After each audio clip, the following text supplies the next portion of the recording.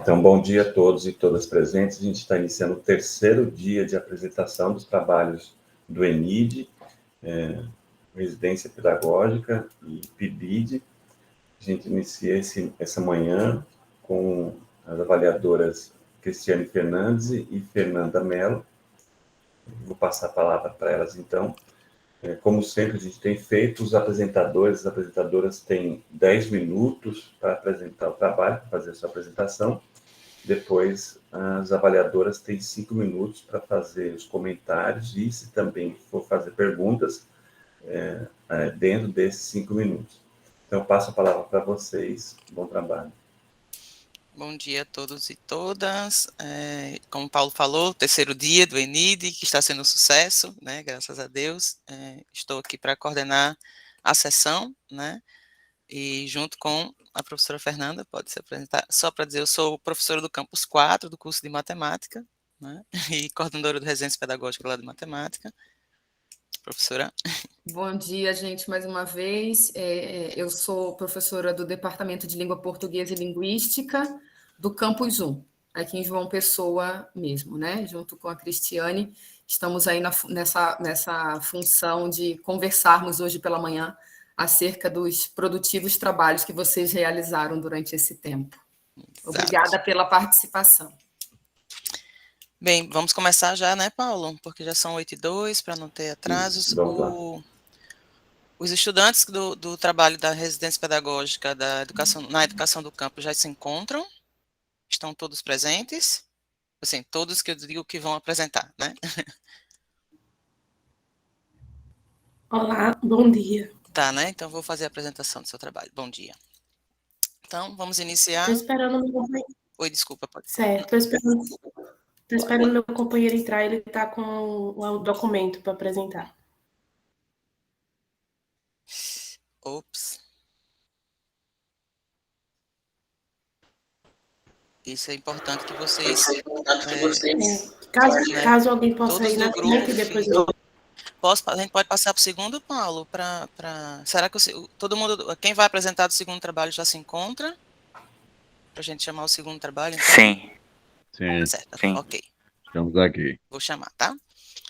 Então, vamos para o segundo trabalho, que é o ensino de isometria química, utilizando o aplicativo KinDraw. Um relato de experiência dos estudantes do PIB de Química. Vocês podem iniciar, lembrando que são 10 minutos para a apresentação e a monitora Leila está controlando o tempo de vocês. Tá bom, vou colocar aqui a apresentação. Aí eu tô com um problema técnico aqui, não vai dar para abrir a câmera. Tudo bem.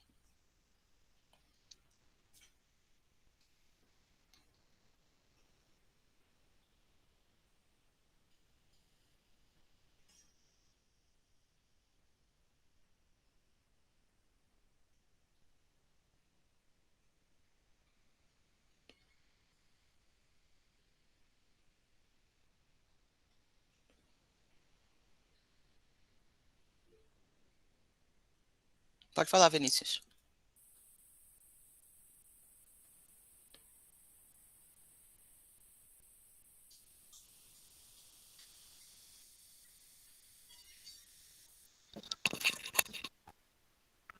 Já tem a apresentação aí? Tá aparecendo?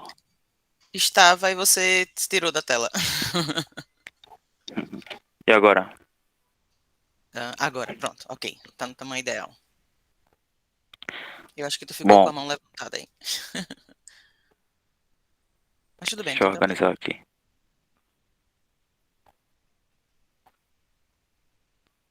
Pronto. Começando a contar agora. Vamos lá. Primeiramente, bom dia a todos e a todas. Me chamo Ananias Santos. Sou docente aqui da UFPB, Campus 2. E eu faço graduação em Química. Estou aqui representando o meu grupo, composto por Vanessa Freire, Vinícius Henrique, Vanessa Oliveira e Marcel de Mello. E os colaboradores, Érica Emanuele e Reinaldo Tenório. E a nossa orientadora, Deise das Neves Moreira. Como bolsista do PIBID, venho aqui abordar o nosso tema do nosso trabalho, como sendo o ensino de isomeria química, utilizando o app KingDraw, um relato de experiência dos estudantes do PIBID e Química. O PIBID é uma ação da política de formação de professores do Ministério da Educação que visa inserir os licenciandos já na primeira metade do curso de graduação. E também é uma ferramenta que visa fazer com que os discentes, futuros professores, possam então criar sua própria metodologia de ensino a ser aplicada futuramente na sala de aula. Hoje em dia, após a chegada da pandemia do Covid-19, nota-se a necessidade cada vez maior de motivar os estudantes a se apossar do uso de novas tecnologias, de forma a torná-los mais autônomos e conectados ao uso dessas tecnologias para fins educativos. Ou seja, a utilização de aplicativos de celulares e softwares podem contribuir consistentemente no desenvolvimento de aulas remotas. A introdução dessas tecnologias na educação tem sido o foco de vários pesquisadores, juntamente por assumirem um papel relevante e de grande potencial educativo. A química, como sendo uma disciplina que faz muito uso de visual, de gráficos e moléculas, torna evidente a necessidade de novas tecnologias que possam auxiliar no seu estudo e na sua compreensão. O tema isomeria química ainda é um pouco complexo entre os alunos devido à necessidade da visualização espacial necessária para a compreensão. Ou seja, sendo assim, resolvemos, além de ministrar o conteúdo de química, trazer uma ferramenta para que eles pudessem visualizar as moléculas e de como alguns fenômenos químicos se configuram de forma molecular. Eis que nos deparamos com um aplicativo KingDraw Chemical, que é um aplicativo que pode ser encontrado nas plataformas de Play Store de forma gratuita. Este pode ser encontrado de forma gratuita na plataforma Play Store. Um aplicativo que serve principalmente para a construção e visualização de moléculas orgânicas. Então, nós fizemos uma realização de uma aula de isomeria química, utilizando o aplicativo gratuito KingDraw Chemical de forma remota, com estudantes do terceiro ano do ensino médio.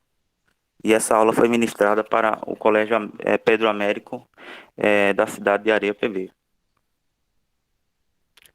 Bom, no primeiro momento, teve uma aula expositiva, fizemos uma aula expositiva e dialogada sobre isomeria plana, isomeria cis e trans, isomeria óptica pelo Google Meet, apresentando exemplos do cotidiano dos alunos a cada tópico, para tentar emergi-los ainda mais na aula. Neste pelo qual podemos desvendar o conteúdo e os tópicos básicos para o entendimento do conteúdo de isomeria, expondo estruturas moleculares, estas que foram feitas a partir do aplicativo KingDraw. No segundo momento, apresentamos o app KingDraw de forma a motivar e destacar sua importância para o uso como ferramenta para o estudo da química. Ou seja, vocês têm em mãos um aplicativo pelo qual podem construir as moléculas e observarem a diferença em relação aos isômeros, por exemplo, com a visualização 3D que pode ajudar ainda mais na fixação e compreensão do conteúdo. Já no terceiro momento, houve a coleta dos dados por meio da participação dos alunos durante a aula e um questionário sobre o conteúdo explanado. O questionário continha 4 questões de múltipla escolha sobre os conteúdos de isomeria, sendo 2 sobre isomeria plana, uma sobre isomeria cis trans e a última sobre isomeria óptica. E foi disponibilizado também aos estudantes por meio de formulário elaborado pela plataforma Google Forms. Bom, de modo geral, considerou-se a aula de fato satisfatória, pois começamos a escutar comentários como que massa, gostei, explica bem, nunca imaginei que seria por causa disso que a gordura se chamava trans. E como vocês podem ver em nossos slides, tentamos sempre utilizar exemplos do cotidiano, como a laranja, o óleo de cozinha. Afinal de contas, é fácil fazer essa associação com a química. E também a utilização de imagens feitas no KingDraw, de moléculas 3D, que é um plano natural ao que de fato as moléculas estão inseridas.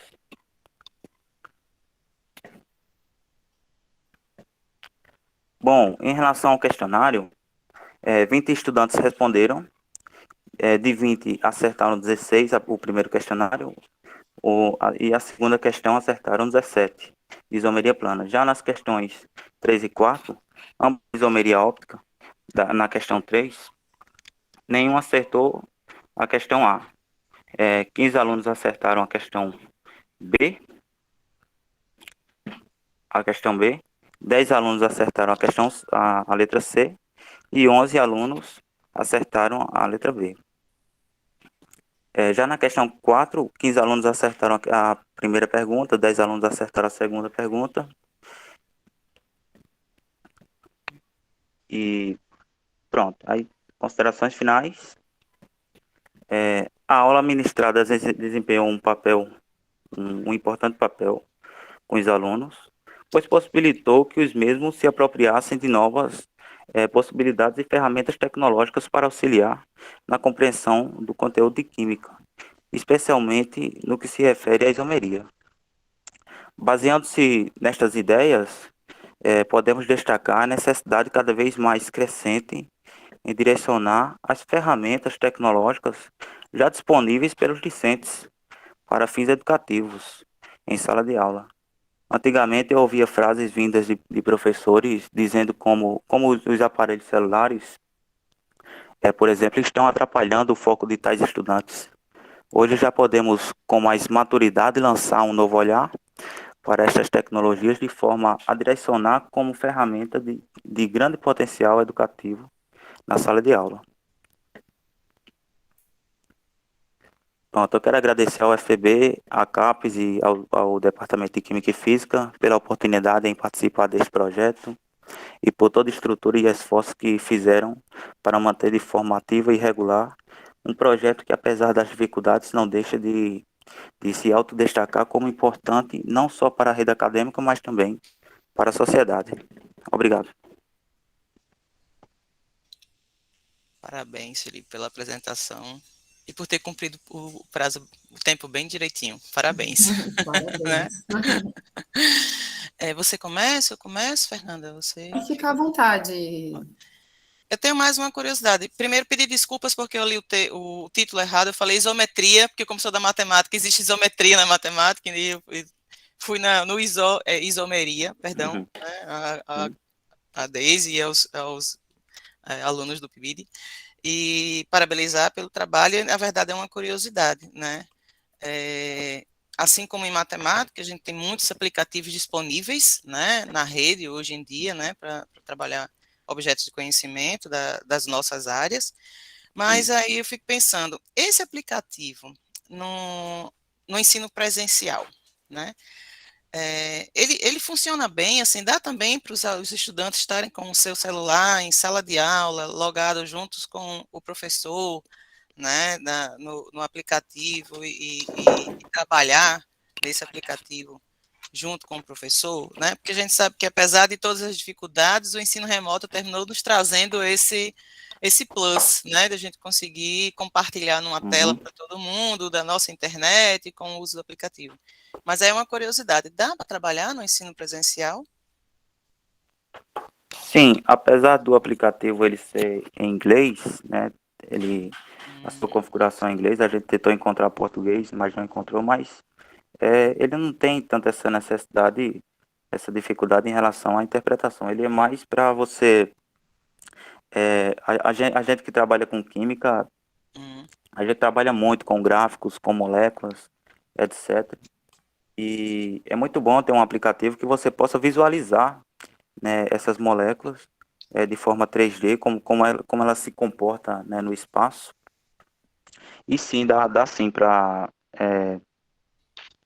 colocar na sala de aula e de modo a ter uma ferramenta a mais que possa visualizar essas moléculas e possa entender diversos fenômenos físicos, químicos, né? Quer dizer, o próprio aluno pode também digitar lá no aplicativo a molécula e aí gera a imagem 3D, vamos dizer assim, né? Sim, a imagem 3D. Joia. Fiquei curiosa para saber por que a gordura trans é trans. Hein, Fernanda? Quando eu li o resumo, eu também queria saber. Com certeza. Porque tá na posição trans, né? Tem a posição 6 e trans, aí Hum, tá na posição trans. olha. Pode ficar à vontade, Fernanda. Na verdade, parabéns mais uma vez, né, a você, aos orientadores, aos colegas. Eu fiquei com duas dúvidas mais relacionadas ao momento agora da apresentação. Em relação ao objetivo do trabalho, se você pudesse, por gentileza, resgatar muito brevemente o objetivo do trabalho utilizando o aplicativo. Era uma inovação do ponto de vista mais de ferramenta tecnológica, ou o objetivo era mais voltado para o ponto de vista conteudístico? É um assunto cuja dificuldade só seria superada nesse momento virtual por meio de aplicativos como esse, por exemplo. Em relação ao objetivo do trabalho, se você pudesse fazer um resgate em relação a isso, bem brevemente. Quer que eu responda, Ananias, essa? Responda, Vinícius. Bom dia, desculpa aí minha intromissão, gente, Não, sou pelo favor. Vinícius, participante aí do grupo também. E, professora Fernanda, a sua pergunta tem esses dois âmbitos aí, tanto a questão de conteudista como a questão de inovação.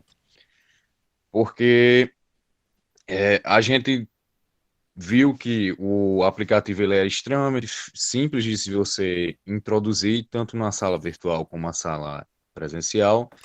E a nível de conteúdo, ele é bem interessante para mostrar aos alunos algumas coisas que você não consegue só desenhando no quadro. Hum, E isso é que deixa o aplicativo bem versátil para tanto a questão de conteúdo como a questão de inovação. E uma das coisas que teve lá na apresentação, que foi um dos comentários, gostei, foi justamente em relação ao aplicativo. Porque durante a aula, né, quando a gente introduziu o aplicativo e mostrou a eles, eles acharam bem interessante, tipo, ver a molécula de outro jeito, não só ali projetada num slide, entendeu? uhum. Então, o aplicativo ele puxa para esses dois âmbitos, tanto para uma questão conteudista, quanto para uma questão mais de inovação mesmo, certo? Ok, Respondido? obrigada. Respondido, super. Obrigada, Vinícius. Nada. Obrigado. Obrigada, parabéns, Deise, pela orientação ao preceptor, preceptora, né, que está junto com vocês. Vamos lá, vamos dar uma continuidade. Você pode já encerrar a sua compartilhamento de tela, viu, Tá bom. Ananias? Obrigada. Esse é Vamos retornar, nossa, hoje está travada. É o primeiro trabalho, né, já está aí os estudantes, né, a residência pedagógica, na educação do campo, relato de uma experiência envolvendo ciências, geografia e matemática. Oi, professora, bom dia. Bom dia. Eu vou compartilhar aqui a tela. Se você puder também aumentar um pouquinho o seu microfone, Uriel, eu agradeço. Oi, tá dando para ouvir agora? Está um pouco melhor.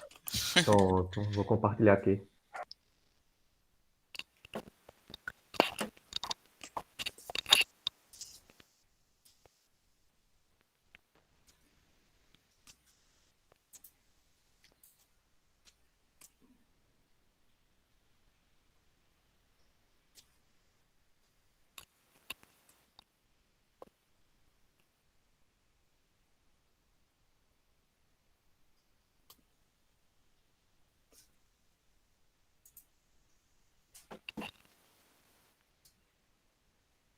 Falta só você colocar em tela cheia, Uriel, no modo apresentação.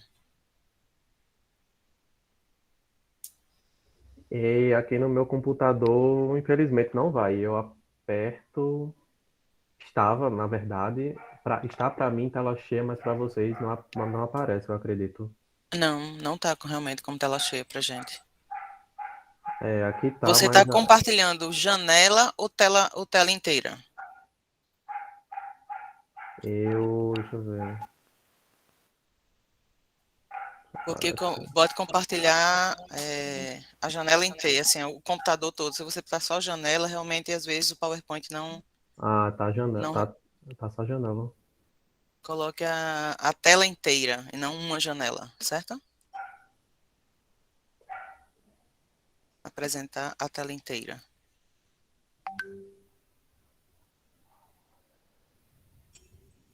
Pois é, gente, por mais que a gente tente, né, se cumprir horário, mas sempre tem esses probleminhas, que faz parte mesmo, né, desse momento remoto que a gente vive. Pode ser só na janela mesmo, porque aqui não.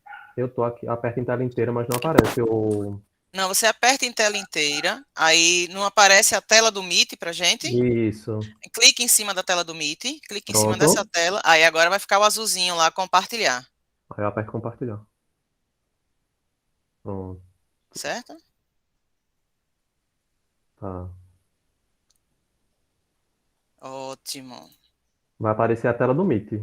Isso. Aí você vai agora aí embaixo, ó, no seu, tá vendo a sua barra, onde você estava com o seu cursor aí. Clique no seu PowerPoint, no PowerPoint.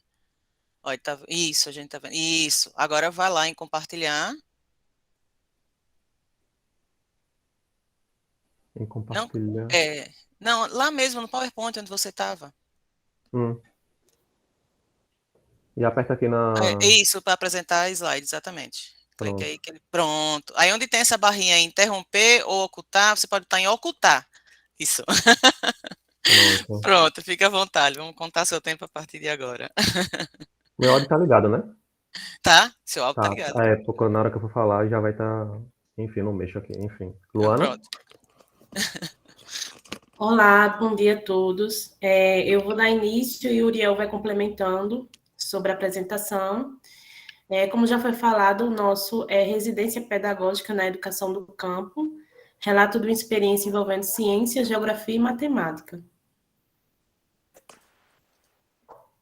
Esses, né, são os participantes, né, do trabalho. 5 discentes, né, e as coordenadoras.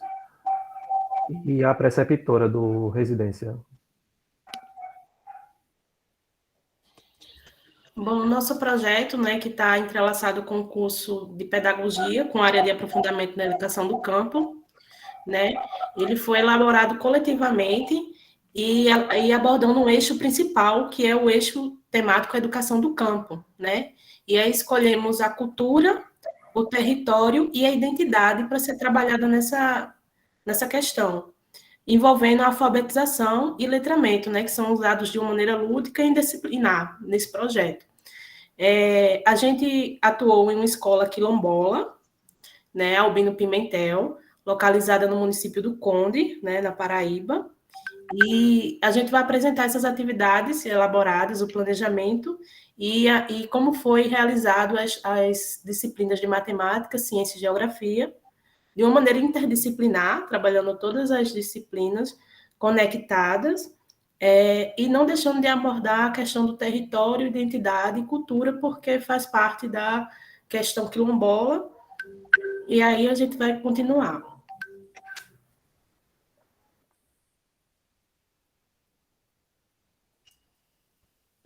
Como já foi falado, as atividades de planejamento e de ensino foram realizadas numa turma de primeiro ano do ensino fundamental, ou seja, aquela fase de alfabetização, né?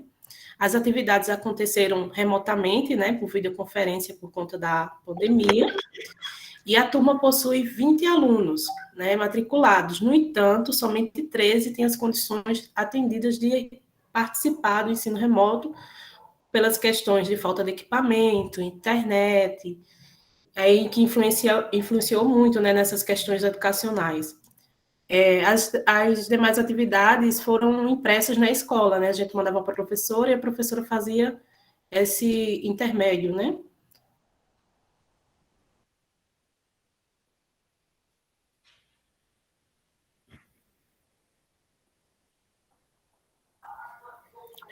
Bom, aí a gente trouxe os planejamentos.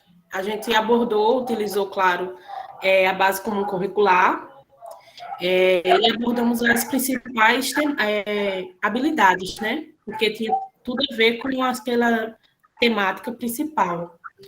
A gente, então, abordou as práticas culturais locais que afirmem suas identidades, valores e saberes, que atravessam o tempo promovendo o saber escolar articulado com os saberes locais. A opção dessa sequência, que no caso foi uma sequência didática entrelaçada, né, com todas as disciplinas, entendia com um conjunto de atividades ordenadas, estruturadas e articuladas para a realização de um certo objetivo educacional, que tem um princípio e um fim conhecidos tanto pelo professor quanto pelos alunos. Então, a gente fez essa sequência coletivamente, e todos os alunos participaram juntamente com as orientadoras, envolvendo também a professora supervisora, que estava envolvida com todos os planejamentos e atividades, e sempre apresentando aos alunos a temática que a gente já pretendia abordar, para eles já terem um conhecimento, enfim. Bom, partindo para os resultados e discussões, né, no ensino das disciplinas, primeiramente vai ser abordado aqui o ensino de ciências, tá? E a habilidade escolhida, né, foi a habilidade 04 do primeiro ano, né, do ensino fundamental, que contempla a capacidade de comparar características físicas entre os colegas, reconhecendo a diversidade e a importância da valorização, do acolhimento e do respeito às diferenças, né, da BNCC. E para tal, né, na aula de ciências foi feita as indagações, né? Somos todos iguais? Somos da mesma cor? Temos as mesmas características? Também foi falado sobre o lápis cor de pele, né? E também foi dialogado sobre a diversidade de cores de pele. Também foi falado na aula de ciências sobre Menina Bonita, do Laço de Fita, e também o autorretrato, né? E foi proposto também uma roda de conversa. Já no ensino de geografia, né, a habilidade foi a 01, né, que mobiliza a capacidade de descrever características observadas de seus lugares de vivência, moradia, escola e etc. E identificar semelhanças e diferenças entre esses lugares. Né? Então, foi trabalhado nesse dia a percepção de espaço, dos grupos de convivência e sua localização na comunidade quilombola. Também foi feito um poema, né, sobre convivência em grupo. Também foi realizada uma dinâmica para descrever os grupos familiares e também a confecção e a apresentação de uma ilustração. Já nos resultados e discussões... Os resultados e discussões no ensino de matemática, né, a habilidade 01, matemática 06, né, fundamental 1, ela envolve a capacidade de construir fatos básicos da adição e utilizá-los em procedimentos de cálculo para resolver problemas. Né? Então, essa era a habilidade a ser trabalhada na aula. E a dinâmica foi a jarra de suco. A gente colocou aí em evidência que foi transparente, porque, de modo muito particular, nessas aulas remotas, a gente precisa da visualidade dos materiais utilizados para que a criança possa buscar essa noção, né, através daquilo que ela está vendo. Porque a gente sabe o quanto tem sido complicado essas aulas remotas com ele e o quanto é necessário, quanto mais materiais possíveis, né, visuais, né, e até de maior praticidade, para que eles possam realmente absorver aquilo que está se pretendendo compartilhar com eles. Então, essa jarra de suco transparente, a gente utilizou com suco, perguntando se os alunos adivinhavam de que fruta era o suco, né, porque a gente trabalhou a questão matemática, mas a gente quis trazer, como nós dissemos no início do nosso trabalho, é preciso essa proximidade da cultura, né, das tradições dos povos. E, de um modo particular, no município de Guruji, no Conde, na verdade, além de tantas outras práticas, existem as questões de cultivo, e lá se cultiva, tem, né, no caso, a colheita da acerola, que é uma das frutas cultivadas, né, e foi esse suco que a gente apresentou, sem dizer o que era, por isso que a gente colocou assim, né, a questão de ver se eles sabiam de que fruta era o suco, né, através da cor, por isso também transparente. E aí exploramos situações, problemas envolvendo as quantidades de suco e as ideias de adicionar e repartir. Aí a gente colocou essa observação, como eu já falei, né, a questão da acerola, e assim, era essa jarra de suco e os copos descartáveis transparentes para eles verem, né, quando a gente ia colocando as quantidades de suco para eles. E como considerações finais, né, a gente pode concluir que, embora a gente tenha se deparado com um conjunto de fatores, né, decorrentes da pandemia que dificultaram o trabalho, né, no projeto, mas nós traçamos estratégias didáticas, né, para superar esses obstáculos, e aí tornou-se os encontros, né, as aulas síncronas, dinâmicas, lúdicas e voltadas para as especificidades das crianças, né. E um elemento que contribuiu para superar esses obstáculos foi o planejamento coletivo, né, do grupo do Residência Pedagógica, né, entre os residentes, as orientadoras e a preceptora, né, com o intuito de selecionar os temas, os conteúdos e as habilidades, atendendo os interesses e as características da turma de primeiro ano. Então, a gente pode concluir, né, destacando que a formação, né, que a gente está construindo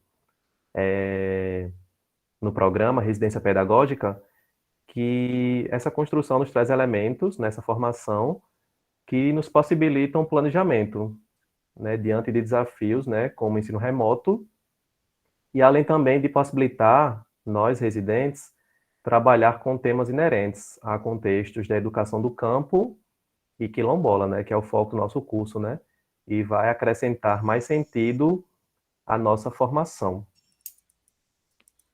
Então, aqui temos as referências, né, utilizadas no trabalho e os agradecimentos, né. Acredito que seja isso. Muito obrigado. Obrigada, pessoal. Fernanda, você pode começar. Obrigada, meninos apresentadores, Uriel e a colega e todos os envolvidos no projeto extremamente relevante que envolve a educação do campo, e me chamou particularmente a atenção a questão da alfabetização e do letramento, que me pareceu ser o pano de fundo para o trabalho desenvolvido por vocês nas áreas específicas das ciências, da matemática e da geografia. Minha pergunta vai nesse sentido. Em termos de percepção de vocês como residentes ali, um dos pontos mais problemáticos para quem é da área de língua, linguagem, que é o meu caso, é a separação de coisas que são de alfabetização, letramento e língua portuguesa de um lado, como se isso fosse competência só de um professor, e as outras disciplinas de outro lado. Vocês, como residentes, perceberam que é possível, é difícil, mas é difícil?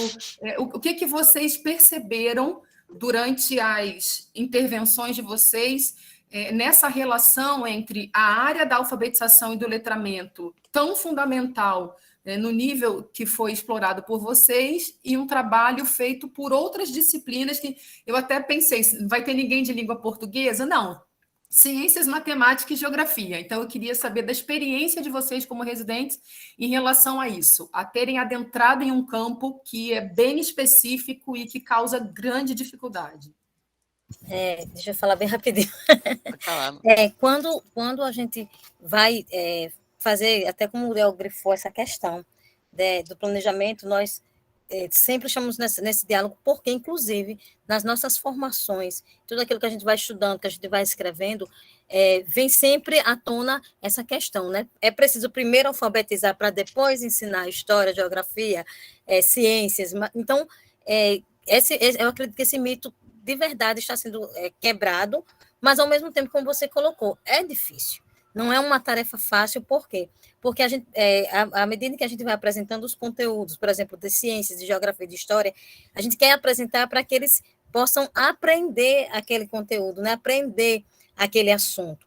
Então, o que é que geralmente nós estamos fazendo? Porque quando a gente se fundamenta nessa caracterização de escola do campo, para identidade de escola do campo, a questão de letramento, alfabetização, né? Seja da língua portuguesa e matemática, e isso, a gente inclui todas essas outras disciplinas que nós estamos trabalhando com eles. E essa questão de fazê-los aprender, então, é como se fosse muito conteúdo, Como é que eu vou ensinar a questão das ciências dos seres vivos e ensinar a alfabetização? Então, no geral, nós sempre estamos fazendo essa conexão da seguinte forma: a gente planeja, nas reuniões apresenta e sempre, pronto, a partir daqui, o que é que a gente pode fazer para reforçar as características dessa alfabetização? A gente pega o nome de um animalzinho, de uma localidade, se for geografia, geralmente o nome do lugar, né, de algum animal que tem ali, de alguma realidade da criança ali, faz um ditado. A gente faz um joguinho de memória, um jogo de letras, que assim, a gente foi aprendendo, né, que essa pandemia é trabalhar remotamente. Quando é ao vivo é uma delícia, é maravilhoso, mas a partir do momento em que é remoto, existem muitos entraves. E aí, desta maneira, a partir dessas ferramentas que têm se apresentado, então, nos ajuda, né? Inclusive porque a gente reflete isso. Não fica assim nessa separação de eu vou agora alfabetizar, agora é a hora de fazer o alfabeto, de colocar a letra, de ensinar. Não, a gente pega, inclusive assim, por exemplo, o dia que a gente fez o suco. Então, acerola, o suco é da acerola. Com que letra começa a palavra acerola? É isso. Com a letra. Aí, olha o som. Tal. Aí, assim, como a gente... quando eu vou dar aula, eu consigo um computador com câmera. Aí eu ou outras pessoas, estou falando de mim, mas todos nós fazemos isso, né? Eu estou falando pelo grupo. A gente vai, coloca lá, até numa folha de ofício, né? A letrinha, olha como é a letra. Escreve aí, desenha agora, para trabalhar essas dimensões. É complicado? Gente. Todos nós sabemos. Se é ao vivo, imagina aí remoto. Mas, assim, é muito gratificante, porque até eu queria frisar que quando eles estão na aula, como é do Fundamental 1, algumas vezes um pai, uma avó, um tio estão com eles, e eles participam, e eles perguntam, eles se envolvem, isso é gostoso, assim. Realmente é uma experiência ímpar para a gente, né, que está na graduação. Eu sei que já encerrou, desculpa, Fernanda, te interromper, encerrou em 5 minutos, mas eu queria só fazer uma observação, que a habilidade de matemática que vocês indicaram está dentro da unidade temática números, né? E vocês trabalharam com um suco de acerola, né? E a unidade temática, se não me engano, se refere à parte de adição. Então, só para chamar a atenção rapidinho, para a gente passar para o terceiro trabalho, que quando a gente trabalha com líquidos, nós estamos trabalhando dentro da unidade temática grandezas e medidas, né? Que é uma variável contínua. E quando a gente está trabalhando lá, dentro da unidade temática números, são variáveis discretas. Então, assim, não ficou claro no resumo de vocês, né, como é que foi essa atividade de adição e repartição com uma grandeza contínua, que é um líquido, né, que é medida em capacidade, certo? Não vai dar tempo para vocês responderem, infelizmente, mas, assim, para chamar a atenção em relação a isso, certo? Ter cuidado nesse detalhe. Parabéns ao grupo, à orientadora, às orientadoras, à preceptora, né? E muito bom ver vocês despontando aí com atividades interdisciplinares, né? Na alfabetização. Agradecemos a observação. Vamos lá para o nosso terceiro trabalho dessa manhã, né? O ensino de filosofia a partir do lúdico e as dificuldades do ensino na pandemia.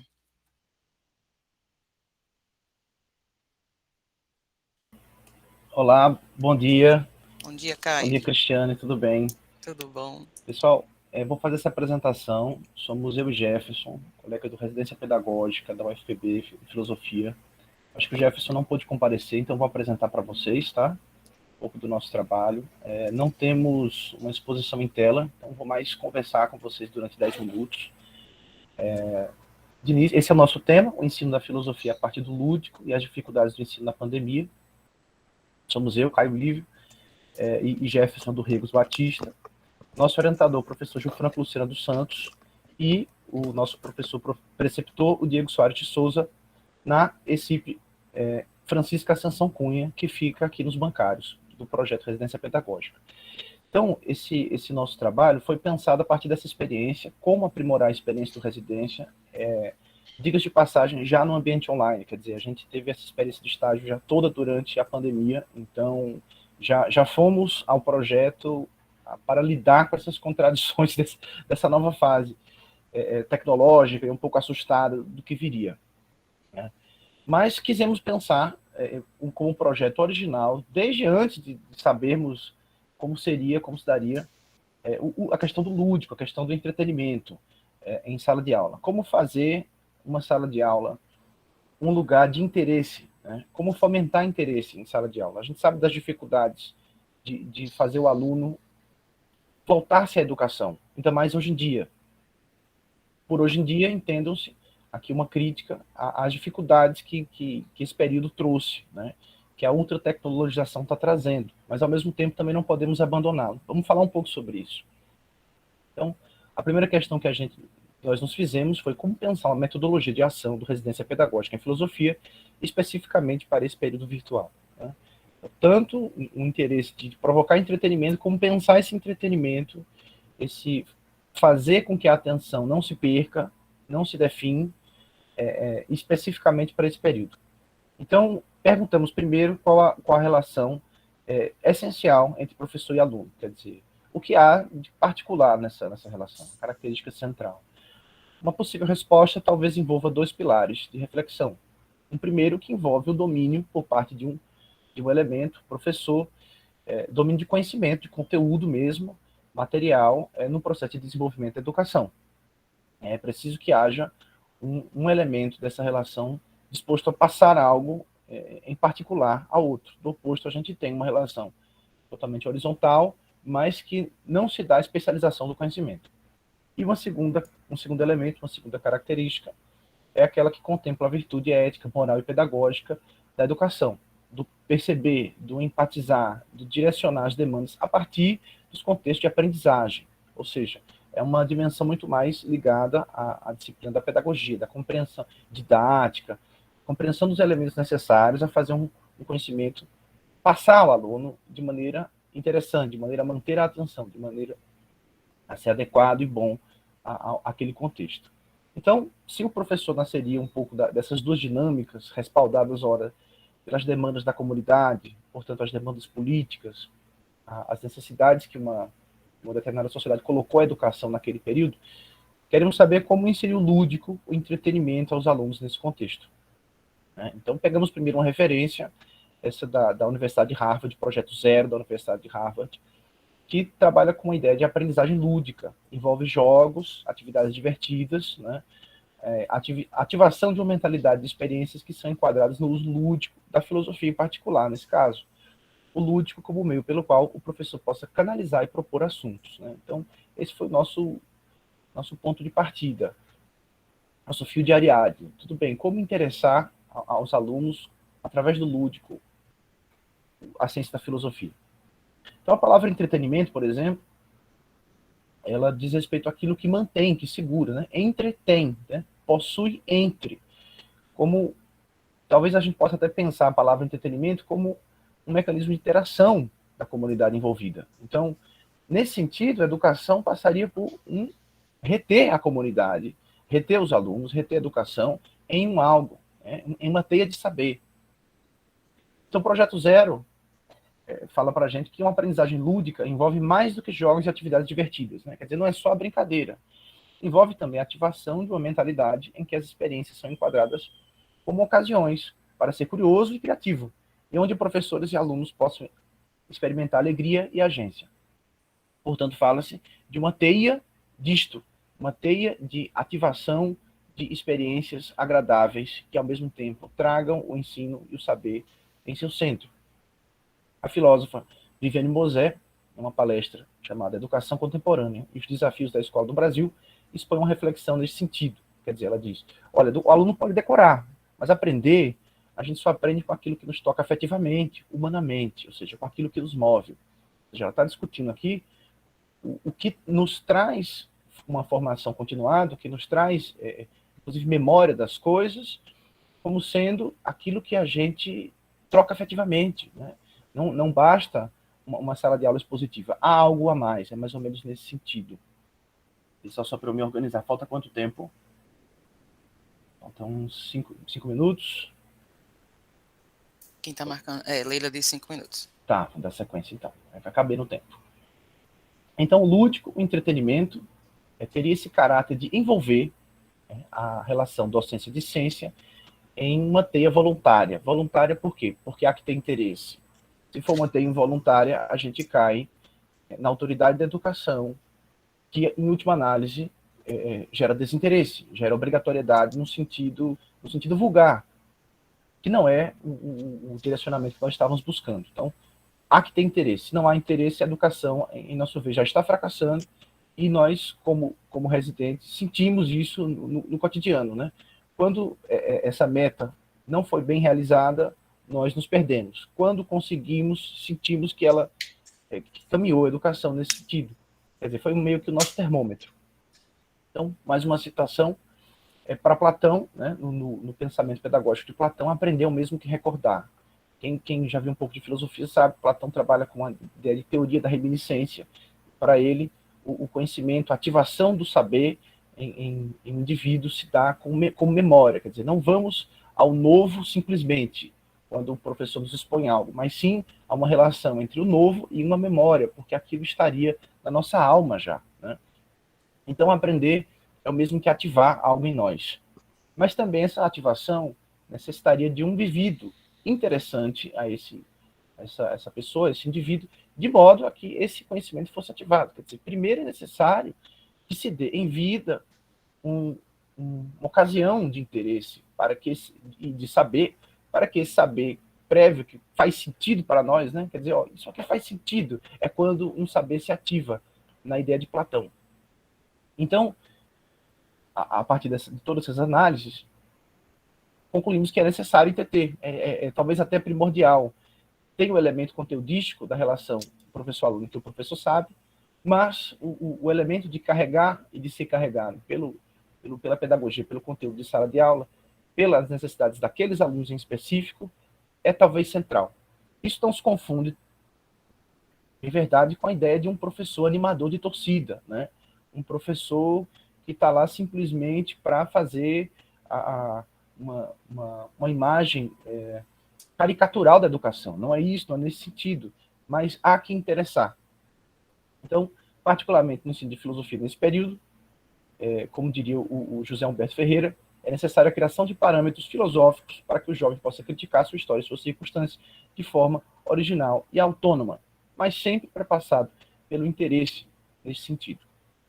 Doravante, após a colocação dessas experiências do projeto pedagógico, chegamos em uma parte do artigo em que nós tratamos um pouco da experiência do projeto pedagógico, do que nós vivenciamos, né?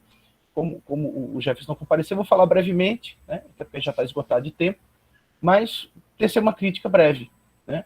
A pandemia nos levou a pensar, diante dessas dificuldades relatadas, e como outras dificuldades que a gente vivenciou no período, mas basicamente qual é a modalidade ideal de ensino, né? Isso fez a gente pensar, quer dizer, a gente teve um ganho com esse uso da tecnologia ou uma perda do conteúdo da sala de aula? A gente sabe das dificuldades que a sala de aula tinha e ter caído um pouco daquele padrão de ensino no qual a obrigatoriedade às vezes toma a frente das próprias possibilidades de inovação, né? E como o virtual apareceu como novidade, isso é colocado em questão. Quer dizer, se há uma inovação aqui, seja por fruto do acaso, seja por fruto de uma causa maior, né? Ainda assim, nós estamos diante do novo. Então, por que não inovar? E, no entanto, a gente sabe que, se não sabe, pelo menos é uma posição nossa aqui que nós reparamos, a gente percebeu o quanto no virtual o trabalho de entreter, que é o foco do nosso trabalho, ele encontra rivais, digamos assim, né? O ambiente virtual é como onde o entretenimento é chave, e, no entanto, não é para essa ativação platônica, necessariamente. Quer dizer, não está pensado para um saber escolar, e, no entanto, é o rei do entretenimento. A tecnologia é muito boa nisso. Então, a nossa dificuldade, as condições com a tecnologia estão nesse sentido, em organizar a necessidade do lúdico, como a gente viu, é muito central para a educação, fazer interessar, não por obrigação, mas porque o aluno queira, e os recursos dos novos apetrechos aí e da educação virtual, né? Então, onde a tecnologia não pode ser vista como obstáculo, mas, sobretudo, como aliada nesse projeto. No entanto, não pode deixar ela tomar o lugar da educação. Muito obrigado. Obrigada, Caio. Parabéns pelo trabalho. Eu tenho uma série de dúvidas que não caberia em forma alguma em 5 minutos. Fernando, eu acho que você tem o mesmo sentimento, né? Eu acredito. até pela estrutura do trabalho escrito, que não está no padrão, né, assim, do ENID, então não tem a identificação, né, E às vezes, quando a gente não é da área, não é que impossibilite a leitura, mas que dificulta. Isso quer dizer isso, que né? dificulta identificar os elementos, né, mas enfim. Eu tenho várias dúvidas, mas eu acho que eu vou me prender a uma única, né? Como se deu efetivamente, dentro do contexto da residência pedagógica no ensino remoto, o trabalho com o lúdico com as turmas, né? Porque isso não está muito claro no texto, apenas por uma expressão que tem lá, que eu não vou nem externar para não induzir a resposta, né, que eu induzi, que seria a forma trabalhada, mas aí eu queria que você respondesse o mais sucintamente possível, porque eu acho que a professora Fernanda também tem uma pergunta, a gente só tem 5 minutos para arguição, e aí como se deu efetivamente o uso do lúdico nas turmas, ou na turma que vocês, residentes de filosofia, estão trabalhando na escola. Sim. Nosso trabalho tem um caráter um pouco idealista, né? Porque se eu tivesse que responder sua pergunta honestamente, Cristiane, o lúdico se deu com a exposição de slides e com a atividade da webcam, que não é mais que um recurso extra, é o recurso necessário, foi o recurso durante a pandemia. Então, ao falar de lúdico aqui, a gente tem em vista muito mais um ideal de como está pensando situações a partir do interesse do aluno. Mas, na prática, foi uma exposição de slides, quer dizer, o Residência se deu nesse período, com exposição de slides, imagens e comentários a respeito do que estava sendo evidenciado. Agora, onde o lúdico se inseriu nisso? Procuramos imagens, temas e discussões que pudessem ser do contexto do aluno nesse período, quer dizer, os slides continham imagens, GIFs, às vezes memes, né, de modo a relacionar isso com o assunto, já pensando no contexto virtual. Agora, que isso diante do interesse do trabalho, de ser muito mais, é pouco, né? Então, no contexto real foi apenas isso, mas que pode ser pensado de outras maneiras, sem dúvida. Fernanda? Obrigada, Cristiane, obrigada, Caio. Essa era, com certeza, uma das minhas perguntas também. Também tenho várias, vou encapsular aqui em uma delas. Teve um momento, no começo da sua fala, Caio, que você disse, falou bastante de relação professor-aluno, relação professor-aluno. Eu queria saber, com esse trabalho desenvolvido por vocês, a ideia do lúdico, esse apoio do lúdico, ele foi mais produtivo e mais válido para o professor ou para os alunos? Foi um recurso, então, voltado para o ensino ou voltado para a aprendizagem? Essa é uma boa questão, viu? É boa porque não sei dizer até onde vai o interesse do professor e não tem o feedback dos alunos, né? Eu não sei o que eles me diriam. Né? O ideal seria que eles estivessem aqui me dando... Existe uma diferença. Às vezes a aula é boa para o professor, mas não é para o aluno. E às vezes a aula é extremamente indigesta para o professor, mas ela é produtiva para o aluno. Então, para mim, não ficou muito claro, até pela a configuração do texto e o fato de não sermos da área, que também acaba sendo um elemento. Eu gostaria de ouvir de vocês isso, né? No final da experiência, se trazer o lúdico, se ele foi mais um recurso de ensino ou de aprendizagem. E é isso, caso você não tenha a resposta agora, então que fique como um ponto de reflexão, porque daqui a logo a pouco vamos encerrar o programa de residência pedagógica, pelo menos esse edital, né? E aí, essa reflexão, enquanto vocês, futuros professores, precisa ficar, pelo menos isso, de produto desses 18 meses de residência pedagógica, né? Saber diferenciar quando um recurso está voltado só para o ensino, só para a aprendizagem, ou quando é do processo ensino-aprendizagem, certo? Então, assim, mesmo você não sabendo responder agora, mas que fique como um ponto de reflexão, né, Fernanda, que é crucial, né, essa reflexão. Né? Obrigada, Caio. Obrigada, Caio. Pessoal, muito obrigado.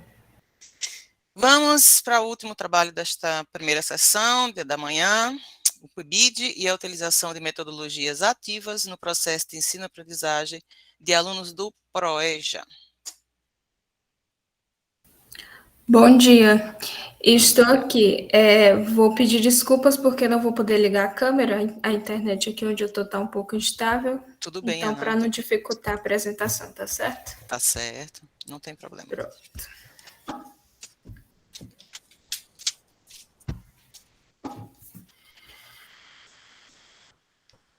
Já está apresentando? Sim, está sim.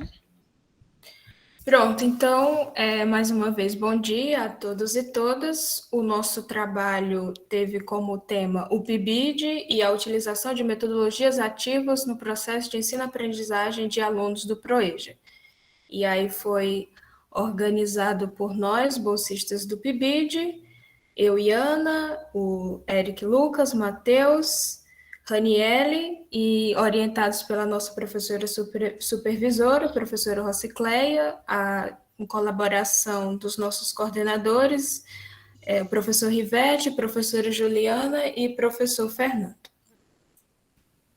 Então, o nosso trabalho, a gente quis partilhar também dessa nossa experiência quanto ao ensino remoto e também fazer assim uma análise, uma observação de como foi essa experiência, né? Então, a gente tem que destacar essa questão das medidas sanitárias que foram precisas adotar, né? Que a gente ainda está vivenciando, do distanciamento, e nisso, na sala de aula, a gente teve que lidar com essa questão de uso da tecnologia, se já não era tão usado ou se era usada de forma ainda pouca, e agora, por conta dessa realidade, a gente teve que, né, abraçar mais ainda esse uso das tecnologias, tanto de informação e comunicação. E destacamos também que o ensino remoto veio como alternativa, não veio para ocupar o lugar, né, do nosso ensino presencial, até porque o nosso curso e tanto o curso em que a gente acompanha as aulas na modalidade presencial, então o ensino remoto é como alternativa.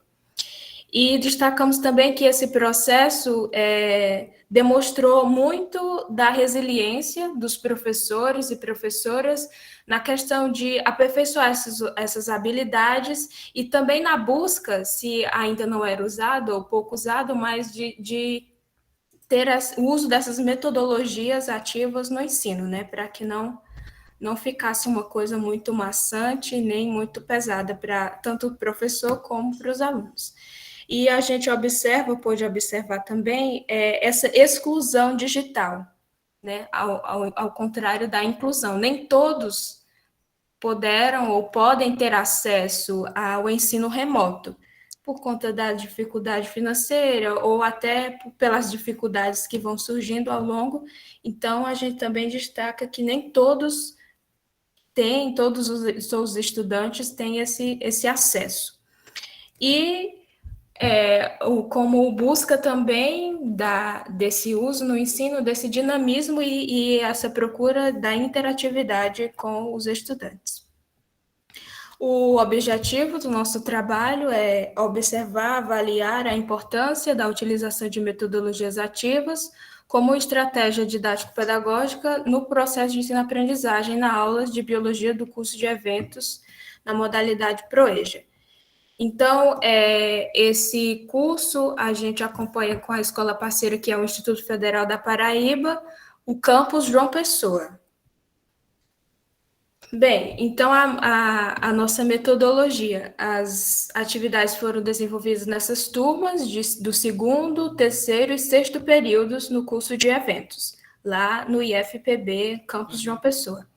E as ferramentas que a gente utilizou foi o Google Classroom, que é onde a professora tem o contato com os alunos, na sala de aula da professora com os alunos do IFPB, onde ela coloca o material, as aulas, o link das aulas, e a gente também tem acesso, pela professora, a gente tem acesso a essa sala.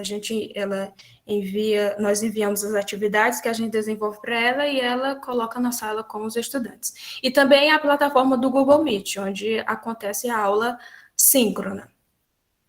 E nós tivemos como trabalho, nesse momento, o desenvolvimento de materiais de apoio, né? A gente não está diretamente dando aula, até porque o PIBID não tem esse serviço, mas a gente elabora materiais de apoio. Então, faz slides, já elaboramos um glossário, o estudo dirigido e algumas dinâmicas. Então, aqui nos nossos resultados, a gente destaca como foi a experiência de fazer essas dinâmicas, né? De trabalhar essas dinâmicas com os alunos, porque são pessoas adultas, é no turno da noite, e como eu falei, tem essa questão da exclusão digital, nem todos os alunos que estão matriculados no curso, nesses períodos, participaram, então teve uma evasão, assim, né? Nem todos participaram. Então, a gente destaca como foi essa experiência. A primeira dinâmica foi essa Abra-Caixa, que a gente encontra na plataforma WordWall. Nós elaboramos as perguntas e fomos fazer essa dinâmica na aula síncrona. Então, foi bem participativo. No começo, assim, na nossa experiência, no começo das aulas, eles eram um pouco, assim, meio que tímidos, não interagiam muito, mas ao longo do período, a gente foi percebendo que essas dinâmicas foram ajudando nessa interação deles. Então, depois foi bem mais participativo, todos participavam, a gente tentou fazer de forma que até um joguinho, né, de acertos e erros para ver como é que ia.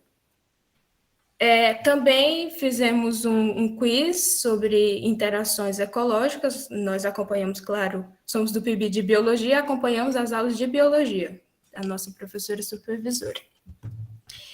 E também uma dinâmica, que foi essa dinâmica da cadeia alimentar. A gente destaca a experiência porque nós fizemos ela em 2 turmas diferentes. Então, com uma turma, nós tivemos uma experiência e com a outra turma também uma outra experiência bem interessante, porque a gente tentou trazer mais para o contexto, né, para os animais do sertão, para as características do sertão. Então, foi bem mais interativo, porque eles conheciam, sabiam do que estavam falando, e foi muito interessante, porque teve essa interação. Então, com uma turma, foi de uma maneira, a gente sentiu assim, um pouco mais deles com um pouco mais de insegurança, não querendo tanto participar, e já na outra, uma maior participação. Então, foi muito bacana ter essa experiência em turmas diferentes.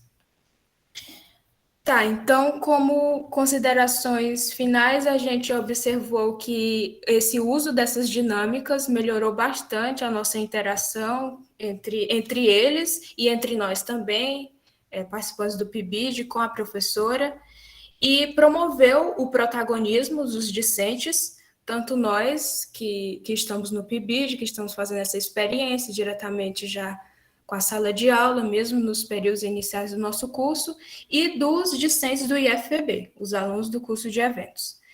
E teve esse maior feedback entre nós, da equipe do PIBID, e a nossa professora e os alunos. Então, o nosso trabalho foi isso, e obrigada pela atenção. Muito obrigada, Ana. Você, inclusive, terminou antes do tempo. Leila acabou de avisar que faltava 12 minutos, você encerrou a apresentação. Muito bom, parabéns pela apresentação. Você quer começar, Fernanda? Posso começar sim. Parabéns, Ana, sua apresentação de fato foi excelente, com bastante autonomia. E é muito nítido isso. A gente sempre acaba tendo várias perguntas a fazer, mas vamos tentar resumir para dar tempo de, né, nós duas aqui podermos conversar com você. Em relação a metodologias ativas, hoje em dia parece que é o grande assunto que circula, né, em todas as áreas, metodologia ativa. Eu digo isso porque recentemente tive vários orientandos trabalhando nessa perspectiva e nós chegamos a algumas conclusões, e eu vou te perguntar algo para ver se parece com as conclusões que nós chegamos lá na língua portuguesa. Uhum. O que você, Ana, percebeu, né, você e os colegas, você falando por eles, acredito que seja possível, depois de várias interações, no caso específico desse trabalho de vocês, as metodologias ativas, elas foram mais, não estou falando em termos de exclusão, ou isso ou aquilo, não, mas elas foram mais relevantes e mais produtivas de um ponto de vista da ludicidade, do engajamento da turma, de seduzir a turma, ou elas foram, de fato, colaborativas do ponto de vista da apreensão de objetos de conhecimento? Os conteúdos, traduzindo num linguajar tradicional, os conteúdos ali resgatados, trabalhados, discutidos, eles de fato, vocês puderam perceber que eles de fato foram atingidos pelo uso das metodologias ativas, ou elas ficaram mais voltadas a uma questão do trato de sala de aula, mais uma questão de como conduzir a aula e não propriamente com o objeto de conhecimento? Uhum. Sim, sim. Eu acho que primeiro o nosso objetivo era esse mesmo, de como que na sala de aula virtual ter essa maior interação entre os alunos, né? Mas eu acho que também levou um pouco nisso do conteúdo também, ao final, porque a gente sempre fazia essas dinâmicas no final, depois da apresentação da aula da professora. E aí, no início da outra aula, a gente conversava um pouco sobre como foi a experiência da dinâmica, o que eles acharam, o que eles aprenderam com isso. Então, uma coisa, eu acredito que levou a outra. Mas o objetivo primeiro era mesmo essa interação, porque é complicado, né? Assim, essa sala de aula virtual. A gente não sabe se, de fato, quem está prestando atenção, se está presente ou não. Então, a busca era isso, aprender a atenção. Ok, querida, muito obrigada. Então, nesse caso, Ana, as dinâmicas, elas não eram feitas para introduzir o objeto de conhecimento, e sim como entre aspas, né, um exercício do objeto de conhecimento que foi ensinado naquela aula. Porque aí, se a gente for atrás mesmo de conceito de metodologias ativas, justamente para não, é ao contrário disso, né? Metodologias ativas é para promover junto com a metodologia a ser escolhida, a aula em si, certo? Então, assim, fica como um ponto de reflexão, né, para vocês a respeito desse uso dessa metodologia ativa. E a pergunta, na verdade, bem rapidinho, o material que vocês preparavam, né, todo esse material preparado, era junto com a professora preceptora ou ela dava autonomia para vocês? Não, meu tema da minha aula é esse, vocês preparam o material, me apresentam, ou era junto com ela, sabe? Assim, professora, a gente pensou nisso, concorda, não concorda? Como é que era feito esse processo de planejamento desse material? Rapidinho, que a gente já está estourando o tempo. Certo. A gente planejava juntos com ela, sempre ao final da aula, a gente planejava a próxima aula e elaborava o material e mandava para ela dar uma olhada. Ai, joia. Ótimo. Parabéns mais uma vez, né? Agradeço, Paulo, Deise, pela oportunidade de avaliação dos trabalhos nesse primeiro horário, né? E vou encerrando aqui meu trabalho de avaliadora e passo a palavra agora à professora Fernanda. Também, muito obrigada ao professor Paulo, à professora Deise, Cristiane, por ter dividido comigo e conduzido tão bem essa primeira parte, e a todos que apresentaram, né, todos que nos trouxeram seus trabalhos. Eu parabenizo, fico sempre emocionada quando a gente fala em educação, a resiliência que é trabalhar com educação. Fico bastante feliz em ver vocês na graduação, seja PIBID, seja residência, desenvolvendo trabalhos tão relevantes, tão interessantes. E que as coisas que ficaram ainda, né, como Deise, presta atenção para os próximos ainda, que esses pontos em aberto, que a partir de agora vocês usem, né, como reflexão para até o término da vigência dos programas de vocês. Mas parabéns, de verdade, pela coragem dos trabalhos, né? Trabalhar com educação é sempre um ato de coragem. Parabéns, obrigada. E no ensino remoto nem se fala. Ave Parabéns Maria. a todos. E com toda a confusão nesses últimos meses, aí é que é mais... Mais né? ainda, mais sem ainda. bolsa, é verdade. Tudo contribui para a gente ficar mais cansado, e ainda assim vocês estão aqui. Muito obrada. Parabéns a todos. Obrigada, então, a gente encerra esse primeiro módulo das 8 horas da manhã. Deixa eu pedir para Deise interromper aqui a gravação.